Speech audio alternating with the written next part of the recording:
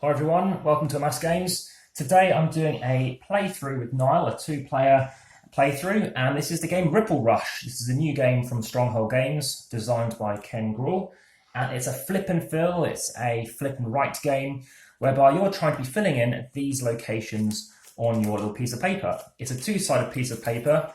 Check the preview for a bit more information.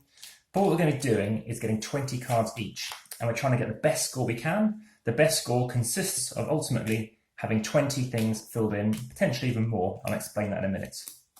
So we need 20 cards. Could you do the 20 if that's okay, please, Niall? So we have 4 each presently. 4 each. So we need another 16 each. Okay. So over here, you're going to be getting a card and flipping it. You'll do yours, your opponents will be doing theirs as well. And what you're going to be doing is basically saying, okay, the numbers go from 1 to 25 in 4 different colours or symbols. And if you've got like a number 1, well, that's obvious. You put it right at the very bottom. You're going to go ascending. This you'd put into 25 because you can't go higher. What could happen is a number of things. Firstly, you might put in a number 3 or say a 7 here. What might happen though is you might get a 6, which is fine. You can put a 6 in here. But if you get a 5, you can't put the 5 in. So you say, sorry, I can't put this in. Everyone else, if they can put a 5 in. Now, there's a bingo-esqueness, so that's kind of a push your luck, and it's a game a bit like, I would say, Welcome to or Avenue to a degree. If you can complete a row, you get the additional bonus. So when I mentioned getting 25, you could well get 26 up in here as well. Now, it comes with some pencils. I personally find they're a bit too small for myself. And Niall is using his own. I thought it'd be easier that way. Separately, as a solo game, I don't think it's very good because what you end up doing is you end up only having 20 cards, a number of them you can't do, and you typically can't complete a row. What you can do is try and focus on doing a row by just sticking numbers right in the centre and hoping to do it, and unlocking a bonus. But I think this is better at a higher player count. Let's see how it goes at 2 and see how we get on. Are those 20 cards each? Just checking, I counted 19 in yours. Cool. So whilst we're just checking this, if you like the video, please hit the like button and let me know this is the kind of stuff you're interested in. Please subscribe to check out all the other flip and write, roll and writes, and all the other games coming this year in 2020 and beyond. 20. There are numerous games coming. There's over 40 to 60 in the pipeline. And there's going to be playthroughs, reviews, previews, promos, expansions, etc. So there is an advanced thing.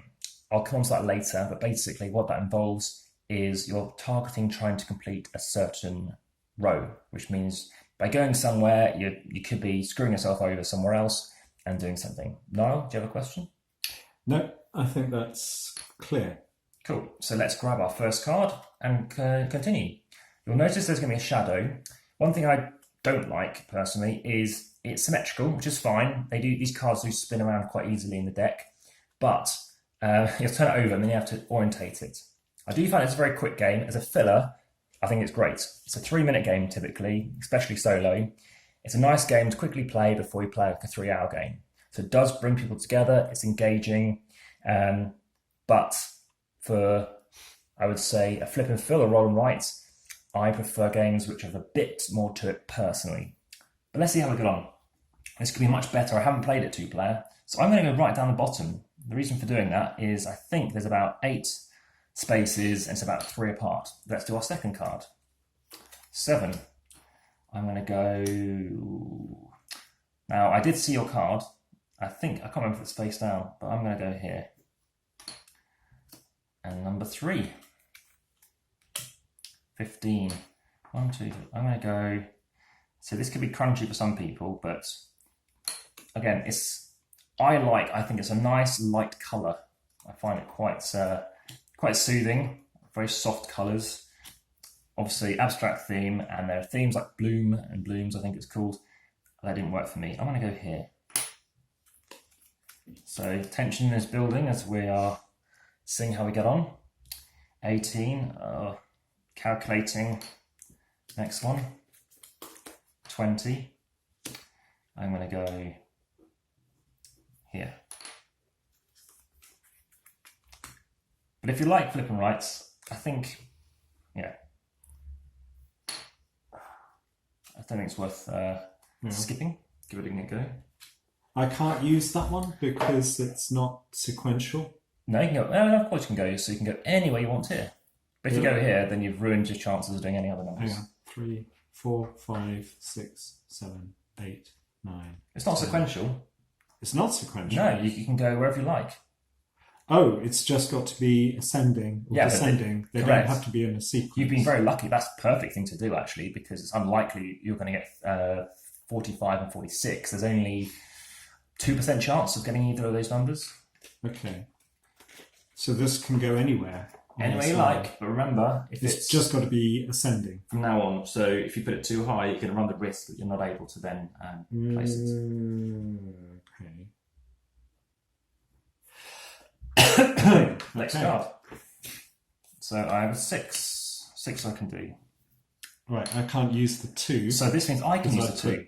So I take the 2 and put it in there. Thank you very much. Does that go in there? No, it doesn't make any difference. Just...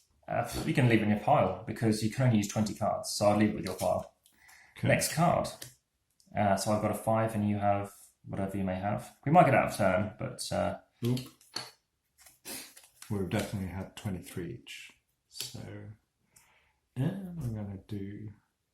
23, sorry. What do you mean? Sorry.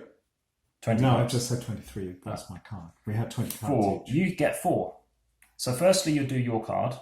You can't use the 4. No, but firstly, you need to do your card. Oh, right. Okay. So you can't be using that as a thing. So there is a thing whereby you've got to wait for other people to... So you wouldn't really... You kind of do it into your hand. Okay? And then you've got the 4 to use. Okay. Now, as I start using more cards up, I might start focusing on these things. You've done the 4, you've done 23. This is a 9. Again, an underline would be much better. That has to go here. Oh dear.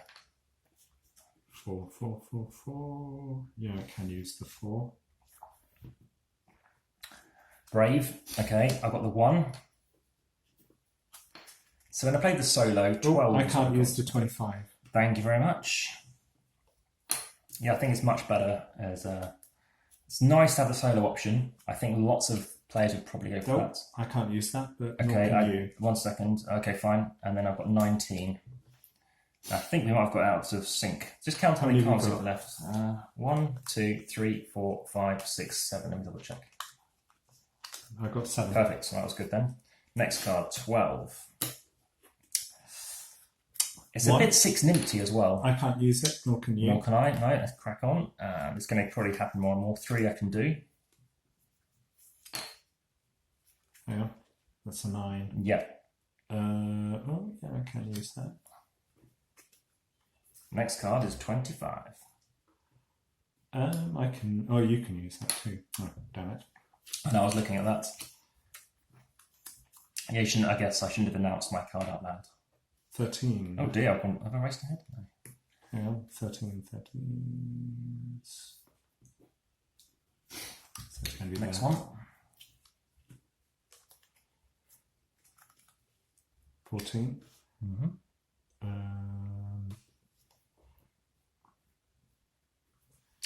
I can't use my 24. Oh, nor can I. No, I've got 1 ahead of you, so you need to do 1 more card. 17.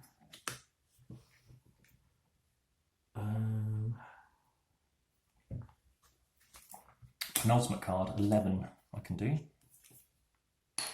2. It's fun actually watching what you're doing. So my rating for this, based on boardgamegeek, on a game that I enjoy playing, but wouldn't always play, is kind of a 7. I feel that's a bit too high. A 6, I mean, I'm happy to play it because it's such a quick game. Yeah, I think between 6 and 7 is my kind of rating for this. So, final card, 10. I can't do it. What can you do? It's a different thing for you anyway. 9 I can use. Yeah. Now I'm going to start scoring up. Ooh, and I didn't complete any columns. Did you complete any rows either? No, I think it needs... So, what we might want to do is focus on trying deliberately. So when I had my last card, or penultimate card, like the 11, that wouldn't have affected it. But sometimes, early on, you're starting to deliberately put something in certain areas just to give you an extra bonus, like the game Axio. There's lots of games I'm thinking of. Axio, 6 Nimpt. Lots of games that this game's But unfortunately, I find personally it doesn't have the purity of that. So that's the game. We're now going to do another video, which will be the advanced one, which I look forward to doing. I think it's going to add a lot more encouragement to do this because you get additional points. But let's just finally see what our scores are. So this is where you're trying to get a certain thing here. Look quite cool. So you're trying to get 3, 4, 5, 6, 7. So those are goals? These are goals. So it's basically, in addition to getting 1 point per thing, you can get an additional 3 points if you can do those things, which I think is what this game needs. I think that base game is the issue. I don't know if any other reviewers have actually talked about this advanced thing. That reminds me of bingo. Yeah, and I was actually getting my own invent to do bingo. But let's just look at our score. 1, 2, 3, 4, 5. 1, 2, 3, 4, 5, 6, 7, 8, 9. What's your score? Sorry, it's the total number of numbers that we got. 1, 2, 3, 4, 5, 6, 7, 8, 9, 10, 11, 12, 13, 14, 15, 16, 17. Okay, so it's 19, 17. Now we'll do the rematch with the advanced rules.